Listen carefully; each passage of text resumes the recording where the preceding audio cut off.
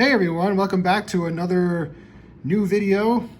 Today we are going to open a rack pack of 1981 Topps baseball.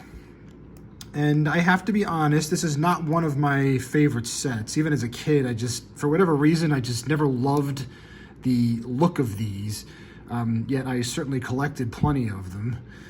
And I remember when the Fleer and the Donruss first came out, I really didn't care for them too much. I was like, they almost felt like fake cards to me. Like, Topps was, as they are self-proclaimed the real one, at least through the 80s, they were calling themselves that. I almost felt cheated when I got the Fleer and the Donruss cards. I remember specifically the first time that we got them. We were at my grandparents' house in Queens, and my grandfather took us down to the 5 and 10 that was about 2 blocks away from where they lived, and that was what they had. So he got me a bunch of packs of each, and I opened them, and I was looking at them, and I was like, I guess they're okay, but they just didn't seem real. I almost felt relieved like a week later when we found the Topps card somewhere else. But nonetheless, looking back now, that's kind of fun, and that's how kids think about things different ways. And I actually really appreciate, especially the Donruss from the '81. But that's what we're doing today. We're gonna look at these, and maybe we'll find a Tim Raines or a Fernando Valenzuela or a Kirk Gibson or a Harold Baines. Those are the big rookie cards. Of course, there are plenty of other big cards we could find. So let's get into these and see what we got. All right, so our first cell, as we can see, we start out with Kent Tekulve, who was a sidewinding relief pitcher. In fact, a very good one for a number of years for the Pirates. And he always had those tinted glasses. I don't know if those were actually sunglasses, because I can recall seeing him in interviews and they were still the same. That actually looks like Ron Hodges leading off second base behind him there with the Mets. This picture was taken at Shea Stadium, as were tons of Topps cards, especially in the 70s and 80s. All right, so we have Barry Bonds, Danny Darwin, who actually, this is very early in his career, I want to say. He pitched for a long time. He seemed to be like a guy that teams that were in the hunt would pick up. He seemed to bounce around a lot, especially throughout the late 80s and early 90s. Ended up on a number of teams that were hoping to win. All right, so next we have Amos Otis. I'm sorry, I'm going to try to turn the light a little bit here. It seems to be a little shadowy. Yeah, that's a little better. Amos Otis had a good career. Willie Mays Aikens, and it's funny, I saw Royals, and I was thinking about one of my favorite cards in this set, and here it is. Mr. George Brett. I always loved this card. I don't know why. I mean, it's just a shot of his head, just a portrait. But for some reason, when I got this card for the first time, I got so excited, and I just got excited now. That is a super nice find. In fact, I'm gonna get this one in a sleeve.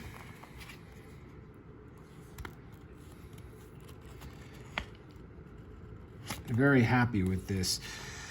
This is about, I guess, his 6th year card. 75 was his rookie, so maybe this would make it the 7th year.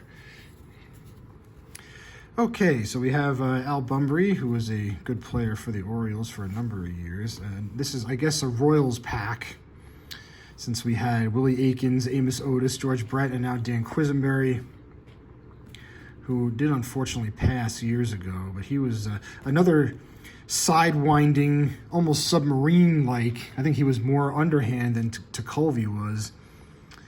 But he was quite good for a number of years. He was actually, he was their prominent relief pitcher when they did finally win the World Series in '85.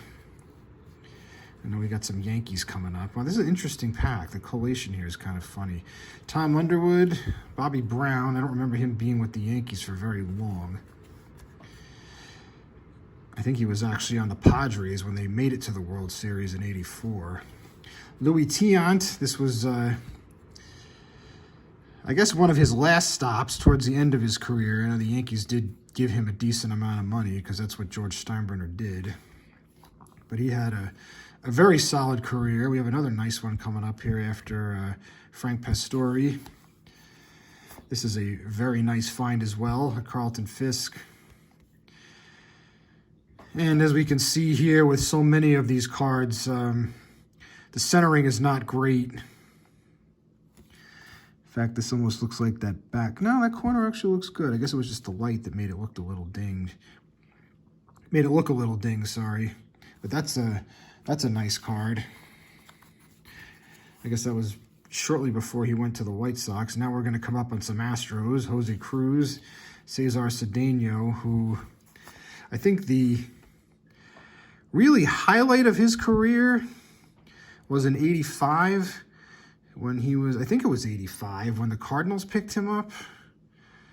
And he hit like .450 in the month of September and had a bunch of home runs and a ton of runs batted in, and basically just, he was like the icing on the cake for them winning the National League pennant. I believe that was him. I apologize if I'm wrong about that. Okay, so we have another Hall of Famer, another nice card here in Rich Gossage. Wayne Gross and Pat Zachary. What a disappointment he was. When they first got him in the trade, it looked like he actually was going to be pretty good. And I say the trade. He was part of, I guess, one of the worst trades the Mets ever made in history when they traded Tom Seaver. They got 5 guys back, and Zachary was one of them. And none of them really amounted to much at all, at least with the Mets. I guess Doug Flynn had like one decent year. He was actually leading the league in hitting, I think, at one point. That might have even been the '81 season. But yeah, that was not a really good trade. All right, so we have Rick Sutcliffe's rookie card here. I don't really know how much value this has monetarily, but I've mentioned this before in previous videos. He had, you know, one of the greatest 4 months a pitcher could possibly imagine having in 1984. And he won the Cy Young Award. If my memory serves me correct, he was 16-1 after he was traded from the Indians to the Cubs. And, you know, back in '84, cable wasn't much, but WGN was a big part of what wasn't much. And Wrigley Field didn't have lights, so all the home games were in the daytime, and I would come home from school, and the Cubs would be on, because pretty much every game was on WGN 9. And I got to listen to Harry Carey and Steve Stone. And I would come home and pray that the Cubs would lose, because they were battling with the Mets for the division. But the Cubs had a bunch of guys that had career years that year, and they really just got it all together, you know, including Ryne Sandberg, who won the MVP. That was not a career year for him. I mean, he went on to have, obviously, a wonderful career, a Hall of Fame career, but a bunch of guys on that team kind of just, it all clicked all in that one year. And unfortunately for them, they fell to the Padres in the National League Championship Series. I was actually thrilled that they did, because I really just, I couldn't stand the Cubs because they beat the Mets. That's the life of a kid growing up. All right, so we move on to Frank White, Randy Jones, who had a brief stint with the Mets. He had a couple of really good years, as you could see on the back of his card here with the Padres in the mid-'70s. But really, that was kind of it. He was kind of like a 500 or sub-500 pitcher most of his career. Scott McGregor, he was good. Rick Miller was pretty good. Preston Hanna, I don't remember much about him. I can tell you this picture is at Shea Stadium. Lou Whitaker, who had an absolutely wonderful career. Maybe one day he'll get into the Hall of Fame. Ron Guidry, who was a terrific pitcher for a number of years. I would say he's probably borderline at best. Yeah, I don't know. I don't know if he had a career that was good enough for the Hall of Fame. He certainly had some Hall of Fame seasons, especially the 78 season when he was all-world. Adrian Devine, I can't say I've heard of him or remember him. He was a wonderful checklist. Cecil Cooper was a great player, hit a lot of home runs for a number of years for the Brewers. Mario Mendoza, who was the butt of jokes of guys who can't hit 200. At least Keith Hernandez loves to talk about the Mendoza line, and I think the back of this card kind of illustrates that, how he has a number of seasons that are not quite at 200, but he somehow managed to play in the major leagues for a number of years. Champ Summers, Mike Tyson, Elliot Maddox, who I don't really remember being a whole lot with the Mets, but I do remember him playing for them, and Pete Vukovich. Pretty good pitcher. All right, so we got one more cell to get into here. I'm pretty happy with what we've found already here. So this has been a good pack in my eyes. All right, so we have a Mariners Future Stars card.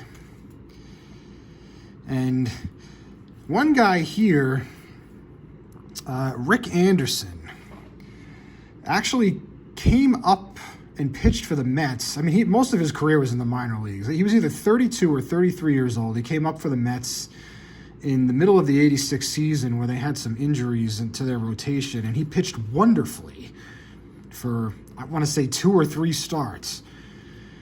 And that's about all I remember about him.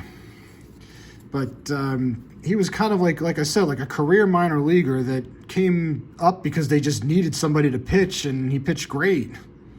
But that was pretty much about it, just a handful of games. Lamar Hoyt, who had one really great year, and that was in '83 with the White Sox.